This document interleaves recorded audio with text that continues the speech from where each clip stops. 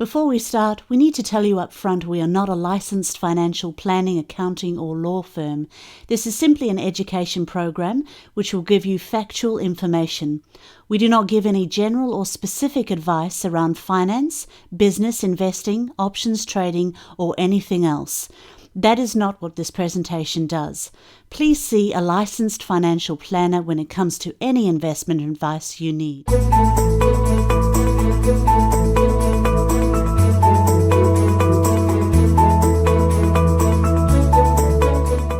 It's Edge Radio Australia. What do we do at 1 o'clock on Mondays? We do the Greater Wealth. We've got a absolutely special guest in here. We're going to talk hair tips. That's what it's all about today. No, I'm not actually going to do all the introductions. I'm actually going to throw over there to Mr. Carter because he is having the biggest fanboy. You are, mate. You are doing the big fanboy. So you've unmuted me. I know how rare that is around here. So just so our special guest knows, normally it takes about 5 minutes before I unmute my mic. Yeah. All right. We're not saying he's dangerous, okay? But children shouldn't be allowed near him. That's what I'm saying. Right? I like the term loose. Loose. Okay, loose. Live and loose, no less. My friend, obviously we have Derek Whittaker here, because let's face it, the show is about him. And we like to invite him for that very good reason. It's all about me. It is. It's all about me. It's me. But all right, Travis, Kimmy. you have the floor. I'm trying not to fanboy out here, but like you probably saw the photo on my social media. We have one of the handsomest people I've ever seen. Cold Fusion's own Dagogo. Awesome. He's got his YouTube channel out, Cold Fusion. He does a lot of videos. Unfortunately, he's had to come here for publicity because it's not going very well. Yeah. He's only got 4 million followers. Plus 4 million plus. Okay, so it's nearly on the 4.1 mark. So it'll be really good once he gets to the 411. And that's just that's all we have time for today. So please like, subscribe, and share Dagogo's channel. That was a good episode. Absolutely. So with that, we have Dagogo here, mate, and you have a fantastic, obviously, platform. You're doing fantastic things. And obviously, we've got a Fanboy 101 over here, Derek, who's a great mate as well. And look, mate, just tell us a little bit about you. Let's just fire into it. Forget about you. Forget about, your show and your platform. Let's talk about you. How in the world did you find yourself here? Well, through Derek, actually. So, Derek's fault. Yeah. Just got a call out of the blue. It's been we used to connect and catch up quite a. It's been about 9 years. Yeah, it's quite a while ago. But got a call and he was like, saw your channel and it's going well and everything. Because he knew my channel from way back, but back then it was kind of just starting out. So sure. And then we're just having a chat, and then he was like, "Hey, look, I'm part of this radio show. Do you want to come on as a guest?" And he was like, talking about some of the topics, and sure. He recently saw my video on AI that I did. This is a big subject. Yes, can't wait to get right into the gritty of this. Yeah. So he said, "Look, it would be perfect to have you on." So I decided to. Yeah, I was like, "Yeah, sure." So it was actually Travis who saw your video on AI. Right, that's right. I generally, when I see yours come up on my feed, it's about the finance world, the business stuff. Right. Because 9 years ago we met, and I said, "Dagogo, you've got an incredible talent with video editing." Because I worked in the media and TV and radio and all that sort of stuff, and had been walking from that. I said, "Dude, you've got a gift. I know how hard it is to do what you're doing," and but just not that. But I think at that time I shared with you, and correct me if I'm wrong, but I said, you've got to look at how the banking industry works and money works and that sort of stuff. And then I started noticing some of those videos coming through. So anytime they pop up, I go, "What's he talking about now?" And so when those ones come up, he told me about the AI, and he says it live on air, and I'm like, "Yeah, I know him." And he's like, "What?" I said, "Yeah, I know Dagogo." So here we are. Yeah, thanks, Derek. Yeah. The other video that I found really, really awesome is the breakdown about what's going on in the China. The video, I think, was the property market one that you did. Yeah. The amount of research you did on that was just phenomenal, and that's one of the things I really like about the channel is how in depth the research you actually do. You're not just regurgitating other people's stuff. So that video took like a couple of months. So. Wow. Yeah. So it's I kind of have a conveyor belt system where I have like different videos going at the same time. So one's in the research phase while one's being edited, kind of thing. So wow. How on average? How long does it take you to put out a video on average? It really depends. So the topics, if it's like a long 30-minute piece that's really in depth, like a couple of months. But if it's something that's topical and newsworthy and it's, not that complicated, then like maybe a few days, 3 days, something like that. So I want to get to the AI stuff in a minute, but I think there's value, and a lot of people go, what, can you make a living off doing videos on YouTube? And you've done it successfully. In fact, you've got a team working for you now. Take us through that process. I mean, how long? It didn't happen overnight, obviously. How long was it before you do your first hire and stuff like that? Well, first hire was quite a while after I began, but in terms of profitable and making sense, from when I started, I'd say about 3 years. So longer than OnlyFans. Okay. Much longer than, well, Gotcha. some OnlyFans people don't make money, so it depends. And then the first hire was probably about 4 years ago. Wow. So it was, for context, the whole channel's been going for about 12 years now. Yeah. So, It's the old overnight success thing. Okay. It doesn't happen. It's hard work. You keep going at things. I think a lot of people think, hey, I've got a YouTube channel and I'll be famous and I'll make money. Nah, Maybelline. You're streaming. Okay. Ultimately, you've got to put the hard work in, right? Yeah. Yeah. And I think a lot of people, another thing they don't realize is that it takes a lot of work, but in order to do that properly, you have to actually enjoy what you're doing and be passionate about it. Because if you're just in it for the money, you'd say, hey, it looks like a good idea to go on YouTube. But then after a while, you'd say, this is just too hard. Did you have to have a job to support you as you went through that process? So, no. So that's the thing. So like, Just rub it in now. because just before the podcast, we were talking about how I got started, and that was during my university period. So during that time, I was working like at Coles, just to pay the bills or whatever. You're a Perth boy, right? Yeah. How cool's that? Yeah. So I was working at Coles, but then doing this YouTube stuff on the side. But by the time I'd graduated and started working, it was, roughly comparable with where I could just, like take the leap and just go YouTube full time. Wow. So I guess in that sense, I got in at the time where, it made sense. It was a lot less competition back then too. Yeah. So I think your gains would have gone quicker than starting now. Right now. Yeah.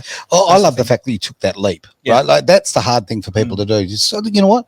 Yeah, throw the cards on the table, right? Take that leap. It's so many people want to live safely all the time. And don't get me wrong, there's value in that. Yeah. But to back yourself and to have that faith in yourself. Yep. Yeah. Well, and that's it was a hard decision at the time. I was like, well, you don't know the future. Like this. Yeah. Well, as Derek always says, you find your life's purpose and you run with it. So there you see, Derek, I do listen to your show sometimes. Glad I was sitting down for that. Let's, after the break, come back and dive into where the artificial intelligence world is going in industry, because this is huge. You've got your finger on the pulse as far as the research is concerned. And I think there's real value in what we've heard on the entrepreneur story. I just want to, before we go to that, ask you this. To those who are on that entrepreneurial journey, what would you say to them? What would be a key lesson for them on that phase? Yeah, like this AI thing ties in like 100% with that. So right now there's a revolution going on. It's quite silent right now, but in a couple of years it will be everywhere. So without going into too much detail before we get started with AI, but essentially AI has proven to be, or is starting to prove to be, a tool to increase your productivity by almost tenfold. There's so many different startups coming up with different tools for you to use. So essentially, if you're an entrepreneur with limited resources, your ideas can now go further than ever before. So it's a good time to start looking around at how AI can help you, because there's many different companies with different tools and services for all industries, basically. Guys, that was just a teaser of what's to come. So if you're wanting to start a business and do it on the social media platforms, you want to stay tuned to this. Even if you're an employee, you want to know this, because this is going to be a disruptor of what all across the board as far as industry is concerned. And that's coming up right after this on The Greater Wealth. Let's put this in context of where the world's going. We've had the information age. Back in 98, we saw the dial-up media, the internet coming in. Australia was very slow on the uptake of picking up on in terms of faster internet speeds. Everybody, all businesses started waking up and going, hey, we need a website. What's a website? It was, I was working in radio at the time, and I was scratching my head going, how do we take an invisible medium and make it visual now and communicate that way to a global audience? It was just, the whole dynamic just changed in terms of perspective. So it's really disrupted the way we interact. We do our banking online now. We do our communications online. We've seen the social media platforms. What's the next phase? Where is this all going in the landscape of where it is? Yeah, well, in a nutshell, I'd say we're moving from the information age to the knowledge age. But what I mean by that is when the internet came about, we ended up with an abundance of information, whether it was from, things like Wikipedia, which was fairly early on, like 2001, I think that's when it was founded, but it kind of shows you just, how much information became readily available.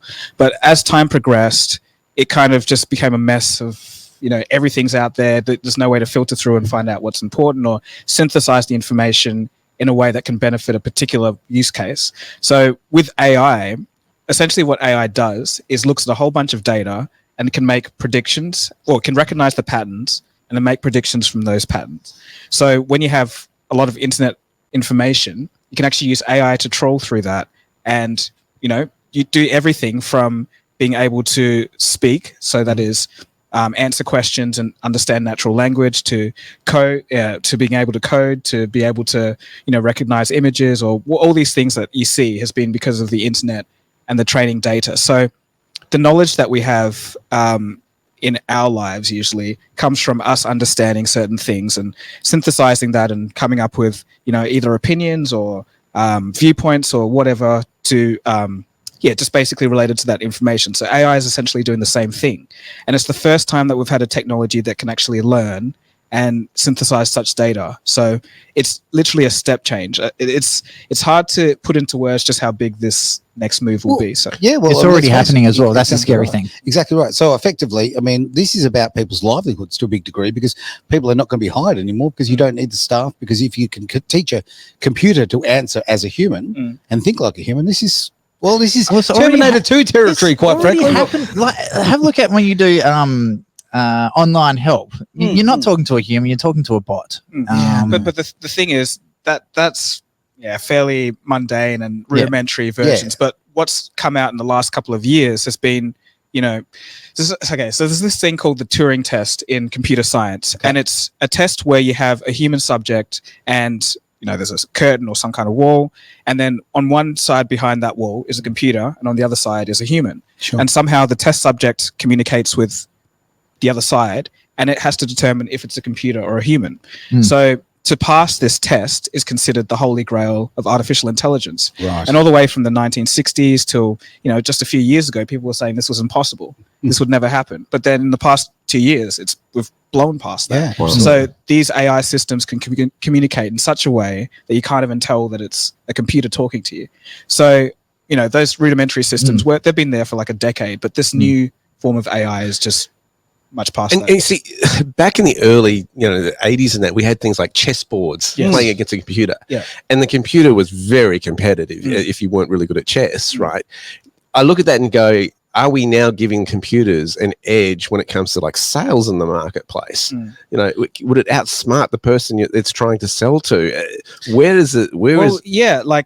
That's the thing. It's just an open capped Pandora's box, because in theory, an AI could, know what you like, look at your, the way you talk and certain keywords that you say, and be able to synthesize something to fool you into buying a particular product. That's totally probable. That it could do a huge analysis of what you like just by what you've posted on social media over the last few years, and then go, right, these are the touch points of this individual. And Facebook and all of that, they kind of already do this. So they look at your habits. So there's an old trope. I think this is true. I'm pretty sure there was some research done on it, but from your patterns on Facebook and social media, these AI systems can know when you're going to poop before you do. So it can say, okay, he's eating now, so in this amount of time he's going to poop and whatever. Leave my morning coffee out of this. Wow. I wonder if it's just tracking your move and like how many steps from your computer to the toilet, and they monitor it, because your phones can now monitor your steps and all that sort of stuff. Yeah. But just going back to the sales side of things, where a computer will have a massive advantage over human is it doesn't have that human factor. Humans get nervous, computers don't. No. So one thing I've noticed with sales, a lot of people are scared to close the sale. Oh, do you want this? Are you happy to buy this? That's their hang up. They find it very hard to ask that question. A computer is emotionless. So when it gets to the point where they've primed the person to the point of the sale, that they will ask that question 100% of the time. They will never ever fail to ask. It's funny you say that. Many years ago, I was actually in a sales and marketing class, and they said, "Look, there's two professions that will last forever. Okay, all the others will eventually." What, prostitution and sales? Spot on. Prostitution and sales, Okay, right? Because you can't obviously replace the experience of a prostitute. Apparently. Well, funny you should say that. Please let me. I We're going to disagree go with that. there, are we? We're not going to go there, Travis. Yes, we are. Well, okay. Can we keep it PG today? Well, yeah, okay, please. But obviously, VR and that sort of thing has certainly stepped into that space. We'll just say that, right? Now, okay, so that's that very expensive course that I took all those years ago. That is now not relevant because the reality is, sales-wise, a salesman is being replaced because exactly right. The things that used to make a particular salesman or woman very good is your tells and no body language and all that sort of thing. Now that is all being taken out of the equation. So now you've literally got this beast that knows all those little tells, knows all about you, knows the things that are going to excite you, and those things are going to turn you off, and it will come in and make the sale. So quite frankly, yes, they're probably not going to be the last two professions to go because of this factor. There is that factor, and I'd like your input on this, Dagogo. But I've noticed, like in the finance industry, people like to deal with people. Essentially, when they're dealing with me or whoever, it's whether they like you or not. Whether That's an Australian thing. That's an Australian thing. Now in Australia, people like to deal in a sales term with people they like. That's primarily that's the decision-making process, right? In the US, no, the research shows very differently. It's more about the cost, of the product, and in much of the world that's the case. So Australia is a bit of a anomaly. Yeah, absolutely, really is. So taking us out of that equation, that is a very big issue. It's funny because you are American. Yeah, but it's taking millions and millions of people out of the workspace. What are your thoughts, Dagogo? Well, so in terms of people, preferring humans over AI, there's definitely some industries where people will still be needed. For example, healthcare, it's not going to be the same if you have an artificial intelligence, telling you certain things. But I think, that is true to a degree. But in terms of basically AI taking over humans' jobs, I don't think it's going to be at that stage just yet. I think what we're going to see is just there for a particular role, there's going to be less people needed because AI can do so much of the mundane work that all that's needed is people supervise and make sure it's doing the right thing and maybe tweak some things here and there. But then after that, when the AI gets good enough, then it basically will start replacing the jobs full. So we're seeing, AI being able to write a whole bunch of blog posts for somebody who's got a web post, right? And not spend the hours having to do that and do it very quickly. We're seeing those kind of revolutions happening. One of your videos pointed out a very key point here in terms of the development of this AI. It was learning from computer to computer, and they decided to switch that and go from learning from humans. That was a shift. I'm wondering whether it will go back to then once they've learned about humans, then the computers will teach the other computers further because it'll be more efficient to do that. What's your input on that? Well, I think yes. So what you're talking about is ChatGPT. So for people that don't know, it's essentially a software where you can ask it questions in natural language and it'll respond to anything basically. So it will give you answers and viewpoints and all of this kind of stuff. So the difference between that and the last system that this company made, which was the company is OpenAI, which was co-founded by Elon Musk, by the way, which is an interesting side fact. But this company, the previous version of this software that they made, they used it, they trained it on just a vast amount of data, and then the computer just by itself figured out the patterns and then could predict what the next word in a certain sentence would be and kind of inference meaning. But they found that there was still some use cases where it wasn't quite, up to par that they wanted. So in the next version of this software, which is ChatGPT, they ended up having humans in the training process. So when the data came through, the AI would give certain answers, and then the humans would rank them by how pleasing they were or how much they made sense to other humans, obviously. So what ends up happening is that the system becomes extremely strong and robust because now it has the human input and it knows what humans find to make sense. It knows what humans think are the best sentences. So it learns from that and it boosts its value even more. So from that point, now you have this model that has the human input and you can actually launchpad off that. So you can train other data systems, with that model. So it's it can leapfrog in that sense. It'll accelerate like nobody's business. Then, So it's literally a hockey stick moment where year after year we're going to be seeing exponential progress with this kind of stuff. So you highlight it in the particular video and research that you've done. When does it turn on itself? When you take its protocols down in terms of its guarding itself? I forget the word that you use. The kernel mode thing. The kernel mode. Yeah. Well, Yeah. I'll get you to explain that in a moment because you're going to be better at explaining that than anyone of us. The implications of that when the kernel mode is off is huge, like how to make a cocktail bomb or something like that. I don't know about you guys, but I start thinking the Matrix here when it starts talking about that side. We all go sci-fi on that, we do. stuff. Yeah. So I guess, there's an aspect to that, but I think it's important to note that at this stage, it doesn't actually understand the words that it's saying. It's just very good at convincing humans that it has some kind of, I hate to use the word, but sentience, like, so it structures sentences in the perfect manner that will be pleasing to us, but that's all it's doing. It doesn't really have any thought behind, like real thought behind it. Okay. But in terms of people using it to code malicious software or figure out how to make bombs, that's already happening. Like there's many stories of Russian hackers or people in the United States using it to create malicious software like instantly. And I actually want to throw something in on that. You said Russian hackers or the US. The reality is, there's something that really annoys me, with propaganda and so forth. Please. Yeah. All sides are doing this. Okay. The Russians are doing it. The US is doing it. Ukraine's been the greatest money laundering center of the earth for 30 years. The reality is that this technology is already with these superpowers, and it's what they do with it. How do we regulate that? Can we regulate that? Some of that, though, was propaganda. There were rumors out that... no question. No question. Putting in context that the Russians' collusion to swing the election was done. That there are some people saying that was just simply lies. That it didn't actually it's been proven. Collusions in elections have been going on since day one. Exactly. It's political donations. Like that. That's the highest form of corruption there is. So, but we've legalized it where other countries haven't. So sure. So is this an exciting thing? You're concerned? Where do you stand on all of this, where it's all going? Yeah, so it's a bit of both. Like, I think it is exciting because obviously the potential for individuals and just how much it could change workflows for me personally, or, for other people out there, it's an exciting opportunity. It kind of levels the playing field. But then on the other hand, you don't know the end point of this. We don't know how fast it's going to go. We don't know what these systems are capable of. And just that factor of the unknown makes it a bit unnerving. So it's literally a bit. The problem you've got is governments are always 4 or 5 years behind the technology to try and always playing catch up.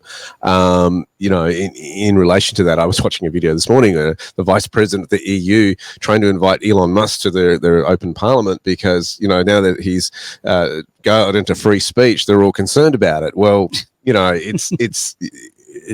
this is huge. This is affecting people's lives.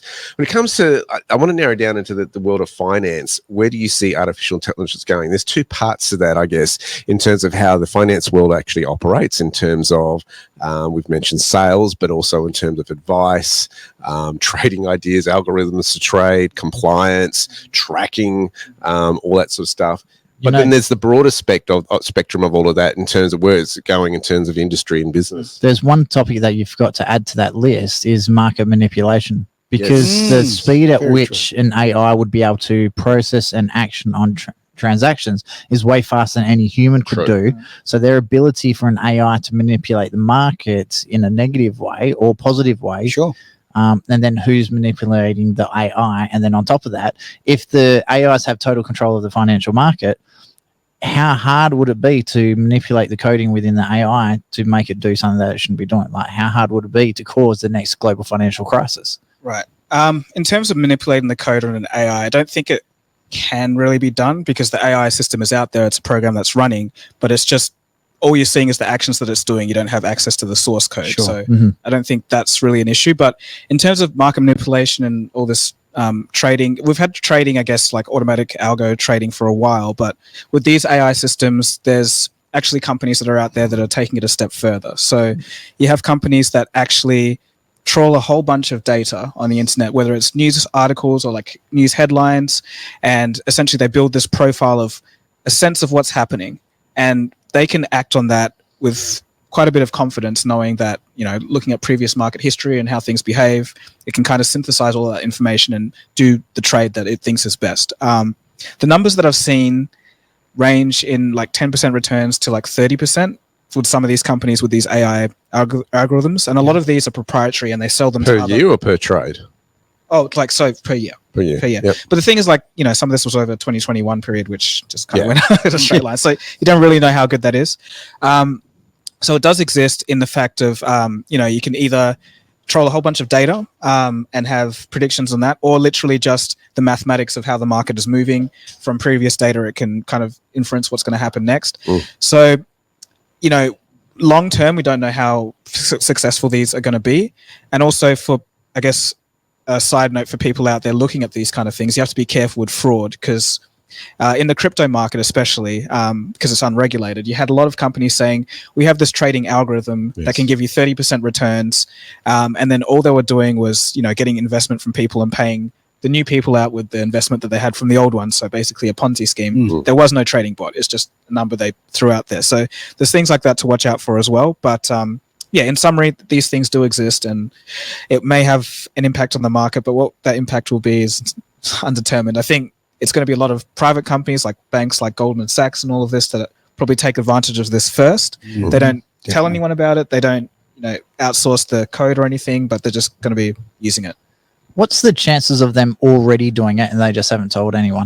Probably close to 90%, I'd say. Look, there's already guys out there who, are doing algorithms on trading and that sort of stuff. That's not new. That's been around a long time. It's just going to get more advanced. The problem is it's going to make a very small, it's already the case right now where a small amount of people are controlling the market anyway, power-wise, but it's going to make that even smaller. I think to me, it's going to take...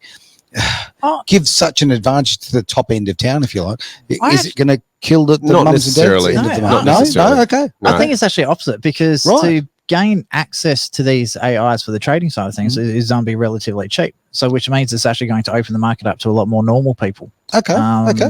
So it all comes down to a trading strategy, how good the trading strategy is. Sure. And I guess the thing is, like, if we project far in the future where, instead of doing whatever, you just basically mum and pop and whoever just gets this AI algorithm and uses it to trade. But if everyone is doing that, say in 10 years, then things might get a little unpredictable. Like that they might all decide to do something or based on each other. It's like a feedback loop. Like some group of AI start doing something and then another one. We already have it in the market. I mean, you would have seen this with the market manipulators. Remember the GameStop story? About 18 months ago, where of course, for those who haven't heard about GameStop, these guys on social media, on Reddit, discovered that there was a big hedge fund that was shorting GameStop. And I thought we're going to pump this stock up, so it was manipulated in that way. This affected European banks. The ripple effect of that was absolutely huge. So we've already seen that people outsmart the whatever's going on in the market in those manners. I mean, that's an anomaly, but that's been going on. We could talk to you forever. I think, can we come back with this in just a few moments? We're already seeing mass layoffs and shake-ups happening in the big tech sector. I want to talk about that a little bit further of you and see where that's going, if that's all right with you. Yeah, sure. All right, guys, Edge Radio Australia, get into it. This is The Greater Wealth. We just had a little bit of a chat in the break, and I can't wait to get into this, so let's do it. All right, so if you just tuned in, Dagogo is a gentleman who has been running Cold Fusion TV on YouTube. He's got over 4 million subscribers. He's been doing it for the last 10 years or so or longer, and has on all the other social media platforms. So he's got a huge following, primarily on business, technology, and what's the other one? Science. Thank you. Right. And how they all interrelate. So we've been diving into how artificial intelligence is going to affect the job market, the financial world, all this sort of stuff. We've been seeing mass layoffs and shake-ups going on in the big tech sector with all the Twitter files going on, the revelations that the FBI was basically cancelling people behind the scenes, working cahoots with big tech. Do you think that they're going to be... there's so much I want to unravel with you on that. First of all, let's talk about the workers and where they stand with all this, because you've got all these unemployed people now who are programmers. Do you think they're going to be replaced? And then I want to dive into what your thoughts are on government intervention and all this. Sure. With the first question, I actually don't think it's going to be that bad for them. So I actually did see a piece by, I think it was CNBC or something like that, where a lot of these people that have been laid off from big tech, within a couple of months, they find another job. So Baristas, yeah, normally? No. Just checking. Yeah, that's a big tech job. So they're in high demand still. So I think these layoffs are actually just a symptom of interest rates, an overvalued market, and then rising interest rates. You just have, too many people working for it to make sense. So, you don't think AI is going to replace them? Not at this stage, no, because I think AI is at the stage where it's good for just having it write code, and then it needs some supervision still. So you still need a person there to check it, make sure everything's right. So I'm saying this year, I don't think that's going to happen, but obviously in the future things are going to move a lot faster. Well, it's January, so yeah. So I think eventually, people will start getting replaced by AI, but at this stage, I think humans are still safe in the coding realm of things. Sorry, mate. Yeah, I was going to throw something in on that. Now, okay, on social media, I'm not on all of them, but I go on Facebook, right? Zuckerberg's land. I am finding so many glitches now, so many dramas that I'm having, things that I used to do with great comfort. Now, literally, I'm having to clear pages, get out of the app, and go back in, all kind of carry on. Is that, in your opinion, is that because of the layoffs? I don't think so. Facebook's been kind of playing up for a while, so I think. Yeah, but you're also someone that gets banned regularly as well. So I think it's more quietly. Let's try and get this guy off the platform. It's like they have a slow mode. No, there's the slow mode. No, but I also think the direction that Mark Zuckerberg is taking, I think his focus really isn't on the Facebook platform anymore. Sure. So he's moving to VR and the metaverse, and it's really all steam ahead for that. So. Whether that's the right call or not, I personally don't really think so at this time. But the share price would tend to suggest it's not the right choice. Yeah, exactly. I wonder if Facebook will end up like MySpace. Oh, people are saying, that's 2 days ago, I had that exact thought. Like, I think there's an arrogance that's obviously floated in there, and MySpace was the big platform many years ago. Where is it now? Well, it's gone. It's Blockbuster, mate. It's gone. It actually still does exist, by the way. Does it really? Yeah. But it's more of a banned website thing. Gotcha. What we observed and what changed was that the social media platforms were fun. It went through that fun phase where you're connecting with relatives overseas, you're talking to them, you're seeing the updates, the kids are growing, all that sort of stuff. Then it went to the phase of, hey, look at me, I'm a selfie, I want to build a following and get paid for it. Then it went into the political space. And then there was a huge mistrust because people were going, hey, my information is being harvested. And now we're finding out with those Twitter files that it was done with government collusion for political agendas, that people were being censored and all that sort of stuff. What do you see happening from here? That's a good question. There's two sides to it. I think we're seeing the backlash right now. Either it's rising towards the peak or at the peak of it. But I think what happens after this is a bit hazy. So there's been some other attempts to make other social media websites, and I think there's two main directions that they go. There's the one where it's like, we don't want any censorship, free speech, everyone can say what they want. Yep. And then there's the other side, which is we're going to make a social media platform that's just for, I guess, connecting with people, but without the fakeness. So I don't know if you guys have heard of Be Real.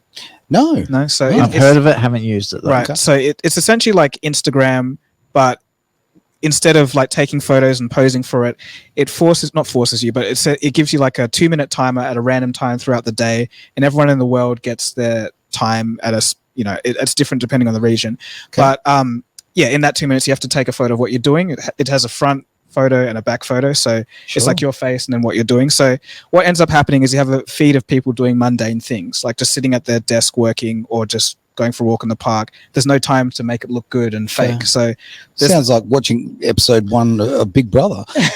You don't want to be in the shower when your time comes to take your photo. There you go. Sometimes you do.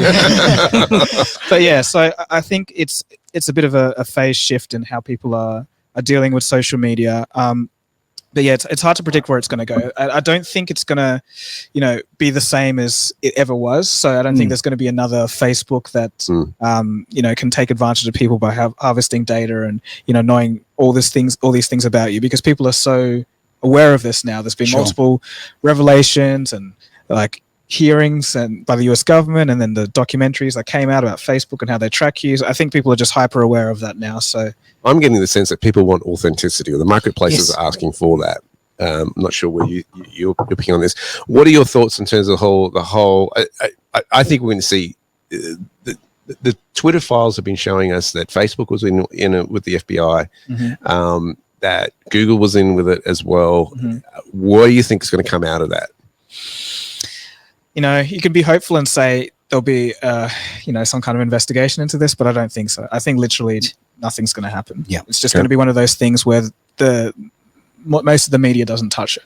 I think that's just how it's going to stay, because it looks bad for a lot of people the more this gets out, because knowing that you're on a social media platform with government agencies running amok and doing whatever they want, colluding with the government to censor people, I think that's, for most people in the United States or wherever, it's just not a good look. So no. I think that's just going to stay. It goes against the First Amendment. Yeah, it certainly does. Absolutely. Yeah.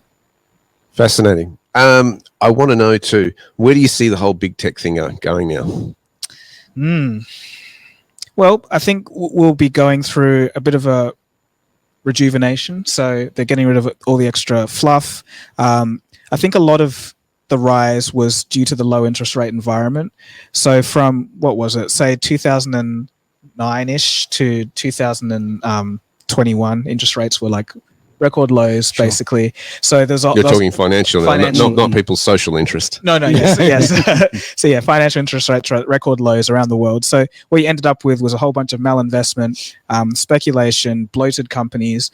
So I think we're just seeing a reversal of that. And then essentially from here on out, when interest rates are high, this is like, an actual real economy. So you're going to have products that actually work well. You can't, do things that are just complete hype and all of this. Yeah. So I think we may end up, just seeing social media companies downscale, big tech companies downscale, and innovate a little bit more than they had. But there's some interesting stuff happening on the big tech front with AI, for example, like Microsoft's investment into OpenAI, the parent company of ChatGPT, is a massive thing. Right. So they're essentially going to integrate this into their search engine. So what this is going to mean, instead of like Googling for something and then seeing all these search results and then kind of picking out what you want to see, like you just type it into the search engine and then it will give you like an answer, but based on the sources of all this other stuff. So essentially it's just going to make it like you speak to the computer of what you want. And then instead of like going out and finding the information, it does it for you. So now a friend of mine and I did an experiment once, literally standing in my house, a female friend of mine. We stood there next to each other and we Googled the exact same thing at the exact same time. Press the old button, boom, and we got 180 degrees of different answers. Right. Her answer was basically, pushed obviously to a female point of view and her particular interests, and I got the exact same thing. But we're talking facts. The facts were completely different. Right. So which one's correct? Right. And where I'm going on this is that was, 5 years ago. With the acceleration of this technology, this is, to be honest, it's just bloody terrifying. Because to me, I see it as more, ways of manipulating people and their thoughts and all that kind of thing. And certainly over the last 3 years, we've seen so much manipulation of thought. If we've got the computers now, in there and, harvesting our information and choosing our thought processes, this is terrifying for the human race. Like, is there a way of resisting it? Well, you can. Like, for example, with Google, instead of just using the regular Google, you can use like a alternative search engine like DuckDuckGo or the Brave browser or whatever. And then with that, you get results that are more skewed to neutral. It's not like with Google, you're obviously not. I already know this. And, if you're Googling something like a scientific thing, like, what the James Webb Telescope or some discoveries, you're going to get neutral answers. But if it's anything slightly, opinionated, you're going to get probably the left-wing view of it. Absolutely. So, there are ways around it now, but the thing is, these are conscious thoughts that you have to do, or one user has to do. So instead of just like taking it in as what it is, you're going to have to actively do work to resist. So there's just going to be people that come up with different alternatives to this stuff as the technology moves. But it's just going to be one of those things where there's going to be two sides that you have to. My biggest concern has been in the information age is authenticating what information is actually correct, what is accurate. Now that you bring AI into the mix, do you see that getting even more difficult? Yeah, definitely, because it's almost like this black box where, the answer just comes out at you, but, the sources for that answer, is there a slant to it? You're not quite sure. So I think it does become harder. with the information age, just from the get-go, it's always been hard to distinguish what's true, but this is another level. Because I see a lot of people using social media to simply try to affirm what they already believe. Yeah. Yes. As opposed to objectively looking at, well, what is the accurate answer, and maybe I'm wrong, and hence I think that's what we've seen. I mean, there was the great Netflix documentary, The Social Divide. I don't know if you saw that, where they went into those who had created these algorithms, right? So we had the guys who were trying to monetize. I think it was The Social Dilemma. Social Dilemma. Yeah, Sorry. okay, Yeah. So they were talking to the creator, how do we monetize Facebook? They created this thing, now how do we get money out of it? They were talking to the guys who had created Pinterest and Google and all these algorithms. And interesting, they all keep their kids right away from the internet and social media, all these creators. What was happening was, it was evident that if you believe that apples are better than oranges, and you've been getting affirming beliefs on this on your social media platform for the last 5 years, it seems ridiculous when somebody says, no, oranges are better than apples, or apples are better than oranges. You go, well, what do you mean? Because you've been fed that, if you want for a better word, propaganda for the last 5 years, or information affirming that belief. This is what I've been saying for so long. Now we live in an age where you have to go and shop for the news. You have to go look at the left, the right, the center. You've got to go and take these and use the old grey matter, mix it all together, and come up with something. A bit of critical thinking. I was just about to say, like, I think the education system will have a lot to answer for, because in the future, even, doing homework and whatever, you don't even need to. The AI will do it for you, whatever. But I think what's going to be more important is teaching critical thinking, like how to think, and that kind of process. And I think how to problem solve too. Yes, absolutely. And I think one of the important things when you're considering information, well, what I like to do is usually go from the opposite side of your viewpoint and look at that, and then work your way back, and then you have a good idea of both, and then you can kind of see what you. The trouble with that, Dagogo, is that takes work. Oh, and most that's people, where the AI comes in. Most people don't want to work that hard, and they're lazy. Yeah, but the thing is, like, it pays off because you can be, I guess, more assured that you're not just, in some kind of bubble where you think you know everything, but there's just so many things outside that you just didn't consider. So I think it's beneficial for everyone to do that. If they see a news story, don't just take it as it is. So. Yeah. Or I like to do it this way. I go, what is the angle that the author of this article or whatever is actually trying to push? What's the agenda? When you go and put that through that definition theory, then you can start seeing the bias come through, the agenda come through, etc. Because let's face it, and Aaron, I'm going to expose it here, and this sort of stuff. Anyone who's in media, in the media space, has an agenda of some description. Absolutely. Yours is one, freedom of speech. Yep, right. For sure. And others are like, I want my perspective or point of view to be out there. It is an agenda regardless. Exactly right. I mean, that's a very, very, an honest sort of assessment. If you're coming into it, it's like with studies, and people use studies for all sorts of things to validate their argument, right? Again, I always say follow the money. Find out who paid for that study. I mean, I know of a very big study that basically social policies in Western countries are based on, right? And 2 years after that study came out, one of the women who was one of the scientists who were involved in that process said straight out, right, they found what the funder asked them to find. Right? It was actually against the genuine findings, but they decided now, for the last 40 years, near enough, 35 years, social policy in so many countries have been based on that. It's not based in fact. So unfortunately, when you're controlling the information, you're controlling the people. One thing I found in business is the marketplace generally tells you what it wants, right? It does. This is interesting in terms of the AI. Now, what does the marketplace want? What will the marketplace want in terms of the next phase of technology? That's hard to say, because I think it's going to be like this blast off period where there's all this random stuff going on. It's going to take a while to settle to see what's working and what doesn't. So if you imagine the internet in 1994, right? You just had the first web browsers coming online. People could, they didn't have to type in commands for the first time. They could like go to web pages, but you had a whole bunch of different stuff that was happening. And it was very hard to see what was, what the market wanted during that figuring out period. So it took until, the early 2000s, late 90s for things to start settling down. And then we had Google and Amazon and all of this kind of stuff. So, I think it's just a wait and see game. There's just so many possibilities. It was a disorganized mess back there, and Google brought some order to it. So you could actually, rather than spend 15 minutes trying to find what you're looking for and getting close to it, it actually organized it for you.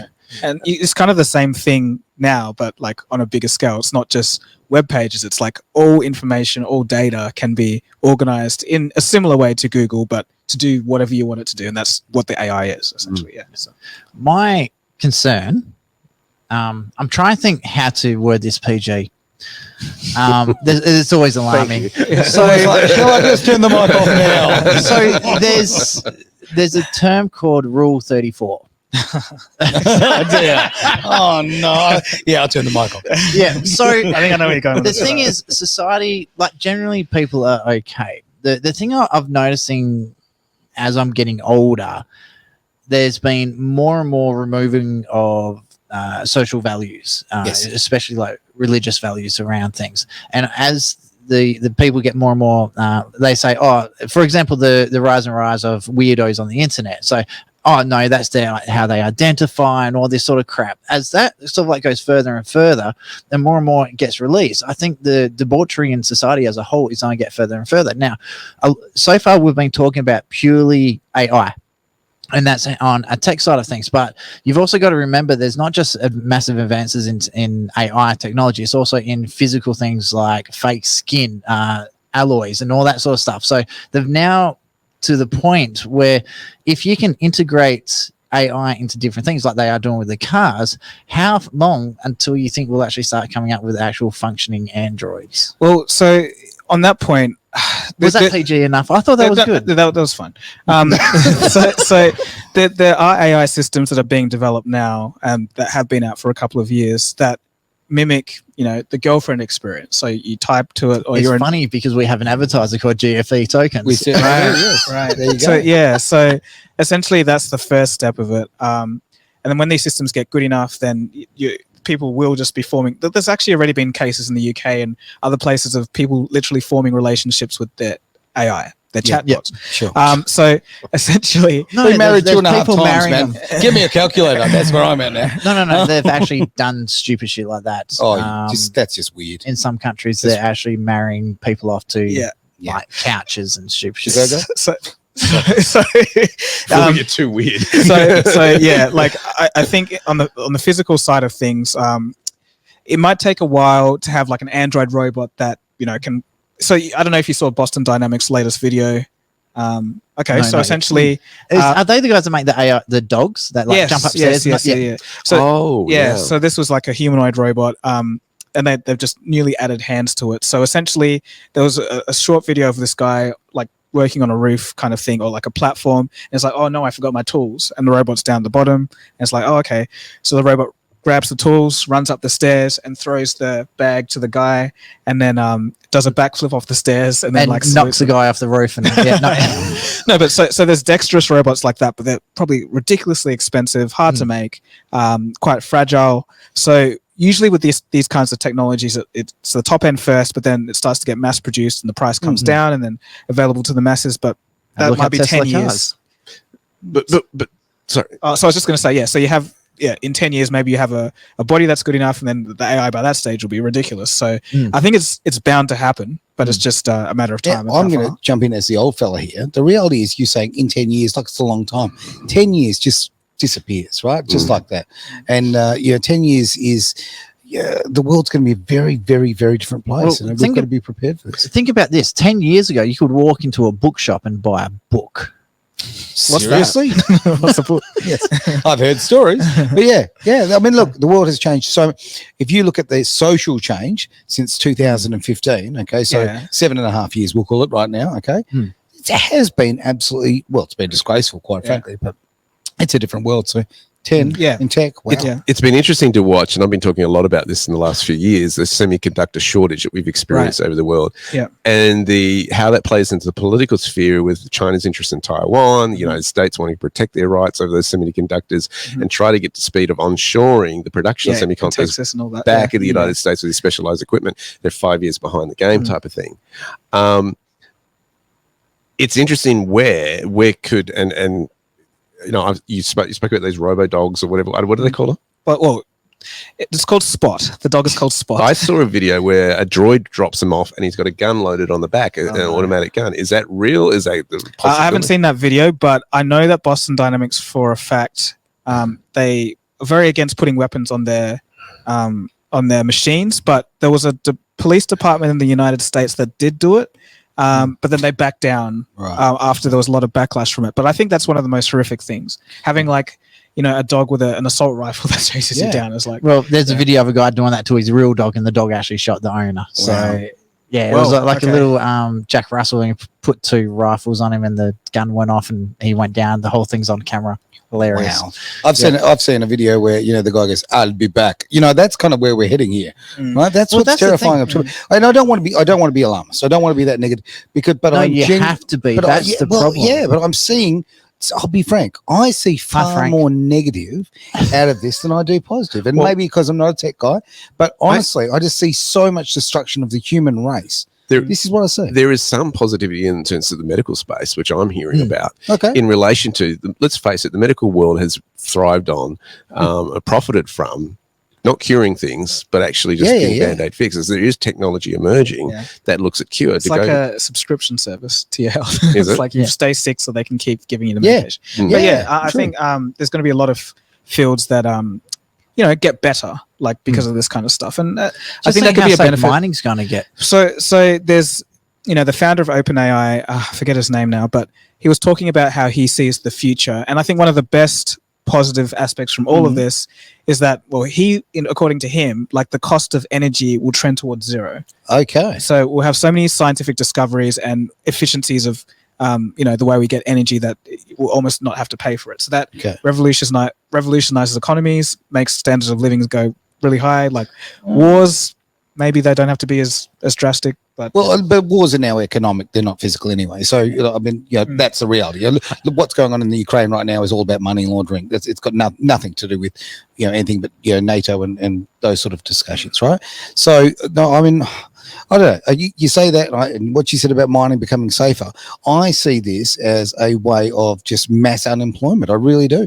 I see this as, people won't have to work as much. Great, fantastic. That's going to drop their standard of living. It's going to also drop the impetus to want to create. It's going to drop a lot of that. So there's a lot of discussions about what to do when automation takes hold, and I think one of the biggest ideas for this is universal basic income. So that's I know. I can't stand that. So essentially what they're saying is take the profits from the robots, the value that they would create, and distribute it among the people that are unemployed. But I think that's called communism. It's quite close. Yeah. So the problem with that, the thing that I'm going to use GM as an example. So a lot of the putting the vehicles together now, they actually use, because one car's the same as the other one, they don't really need someone sitting there. So the people that actually lost their jobs on the conveyor belt actually got retrained as service technicians to fix the machines that were actually building the cars.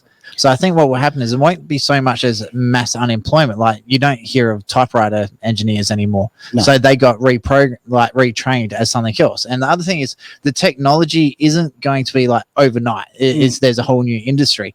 So, and whatever industries come up from that is always going to be needing the staff. I think the workers. So I think it's going to be more of a paradigm shift where people are actually going to change their mindset. I kind of disagree with that. So I think the whole idea of, say elevator doormen not being needed because the elevators are automatic, or like people to pump your fuel and whatever, they just get retrained or whatever. That's quite a 20th century / early 21st century thing, like sans the past 5 years, because with AI, this is the first technology that we've created that can actually learn and improve by itself. And what that means is unlimited, basically. So I think I said this earlier, but first AI will be a tool that people use to increase their productivity, but then essentially it'll start doing more and more of the job until you're not needed. But the thing is, it's not just one industry, it's across the board. Yeah. So like intrinsically, there's going to be people left out that, like, what do you do? Because everything's shrinking. Where do we go? I think I look at history, right? And the latest thing that's happened, industrial revolution, you won't have to work anymore. What we do typically as human behavior is we just do more. Right, the work doesn't actually go away. We just go, right. Yeah, we used to produce 5 widgets. Now we've got to produce 30 widgets, right, in the same space of time. What I noticed with the mandates and the people who were giving their jobs up, there was all these communities forming, going, "Hey, I've lost my job," and the people were becoming very creative in encouraging each other in productivity. Yeah. Right, humanity wants meaning. Humanity wants to, again, have life purpose. Sure.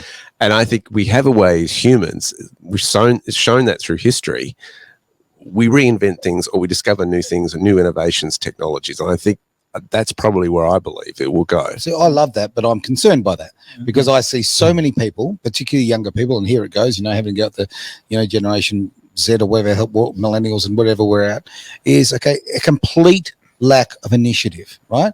They just, people don't seem to have initiative anymore. People don't want to create. They don't want to be better. I don't know, everyone's different, but I was raised in a family. My parents were always in business, and always you're trying to, you want better. You want to create. You want to build, right? I'm not seeing that with the current generation because their entire life they've had a screen in front of them that has just fed them everything they all their desires. It's too what's easy. your perspective of that? So I think there's a large proportion of young people that are like that, but I don't think that's everyone. No. I think if you're a person that does want to build, you will do it. You'll just use all these tools that you have at your disposal, and you'll use it to build. So I don't necessarily think that the proportion is massively greater than it was, but we still do have some crazy things going on with social media and all of that stuff where it's like literally changing the way the brain works for young people. Attention spans are falling.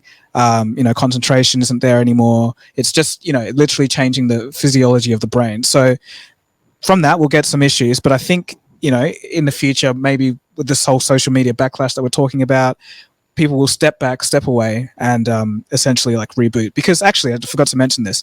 There's a little revolution going on, which is the anti-smartphone revolution. So there's a whole bunch of young people around the world who are saying like, we don't want to have smartphones. We just want to, have a phone that does text and calling, and that's it. We just live in the real world. So I think we might start seeing things like that more often. I hope so. I think one thing that we need to also remember, good and bad taken into account, AI is still just a tool at this stage. It is not, like you said earlier, it is not sentient. It doesn't have its true own thoughts. It just appears that way as it goes forward. So I think how people adapt and learn how to use this tool is done to determine whether they're going to be extremely successful or they're going to fall away on the wayside. So we've just always got to remember this is a tool. And I think that's why there's always going to be a place for humans in all industries, because we have the empathy and stuff like that. So we can make sure that we're doing the moralistic choice and make sure we're using the tools for the right things.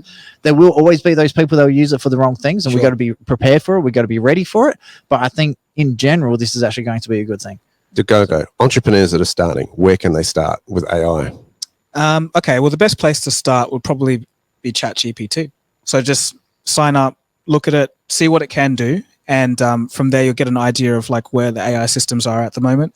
So it depends on your field as well. Like if you're online working on a weblog, or you happen to be a video maker or even musician, there's like different AIs that you can use to enhance your work or do things that weren't possible before. So for example, like I produce music as well, and I've been using AI to isolate vocals or like different instruments that wouldn't have been really possible before. And it's just, little things like this that can make your life easier. You can stop focusing on the mundane tasks and then actually work on, the goal of what you want to achieve, and just let the AI help you out with the stuff that takes some time. So just have a browse around at what's out there. How can people follow you? So I'm Cold Fusion on YouTube. Just type that in and it will come up. And Cold Fusion, if you type it up on Twitter or Instagram, it will also come up. So the one I'm interested about, you said you produce music. Yeah. Have you released anything yet? Yeah, I have. Oh, can we get copies so we can put it add to our playlist? Sure. Well, if you go on Spotify and type in Burn Water. So, Burn Water. Yes. I won't go on to Spotify, but who cares? It's on Bandcamp as well. So. Okay. Yeah, but I'll hunt it down. So okay. I'm good at finding music. Sweet. You are. Mate, it's been fascinating. Absolutely fascinating. I've got so many more questions. You have to come back. I'm sorry. Okay. In fact, let's lock him in the spare room and be done with it. He can be in there. Yeah, look in there with a mop. That's all right. We'll give you a computer. You can go online. Go for it, mate. That's right. So on a short chain. It's just a little bit on the side note here. So I've been watching the number of people watching that. Normally we get censored by now and like everything gets cut off. Interesting. We've had people the whole way through. Wow. No, that's very interesting. Yeah. Yeah. So normally they come up with some reason, normally music related, whatever, right. even though the license is written across the bottom, all that's right. okay. But for something, there we go. And the link to the YouTube channel is scrolling off the screen just as we speak. Here it is. Fantastic. So, it's all there. Okay, awesome. Along with our licensing numbers and all that. So But we'll still get copyright strikes. Dagogo, thank you so much for taking time out of your busy schedule to see us No today. worries. Updating us, updating people on what is going on in the sphere. We'd love to have you because obviously technology keeps moving forward, and there are going to be more updates in the future. So thank you so much, man. Yeah, pleasure. Thanks for having Really me. appreciate And just so you know, Taz on Twitch has also said that you have to come back. So I think she's like me, a bit of a gamer, a bit of a geek, and like I just find like your videos fascinating. Well, So Taz says it, we have to do it. Oh, exactly. We're here for Taz, let's face it. So, with that, it's Edge Radio Australia. Thank you very much for being part of the greater wealth.